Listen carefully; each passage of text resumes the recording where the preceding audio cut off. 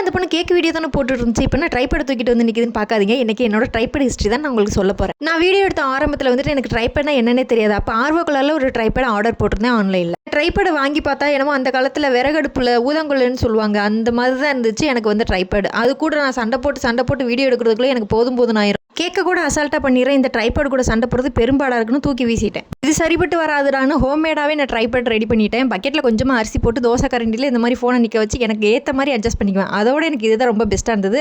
தோசை கரண்டி மெத்தட் தாங்க எனக்கு 7000 சப்ஸ்கிரைபரை கெயின் பண்ணி கொடுத்தது. பட் அது வந்து ஷார்ட்ஸுக்கு மட்டும்தான் நமக்கு யூஸ்ஃபுல்லாக இருந்தது. நான் லாங் வீடியோ போடுறதுனால எனக்கு வந்துட்டு அது செட் ஆகலை. பட் நம்மளை நம்பி நிறைய பேர் லாங் வீடியோ கேட்குறாங்க அப்படின்றதுனால ஆன்லைனில் தேடி பார்த்து வாங்கினது தாங்க இந்த டிஜிடெக் செல்ஃபி ஸ்டிக் ட்ரைபேட். சும்மா சொல்லக்கூடாதுங்க, பிகினர்ஸ்க்குலாம் ரொம்பவே ஆப்டாக சூப்பரான ஒரு ட்ரைபேடு தான் இது. என்ன தான் இருந்தாலும் எனக்கு இந்த ஊதாங்குலையும் தோசை கரண்டியும் வச்சு இது வரைக்கும் நான் பண்ணதுக்கு எனக்கு இது ரொம்பவே அட்வான்ஸாக தான் எனக்கு தோணுது. ஸோ என்ன மாதிரி பிகினர்ஸ்க்கு இது ரொம்ப பிடிக்கும்னு நினைக்கிறேன். மறக்காமல் லைக் பண்ணிக்கோங்க.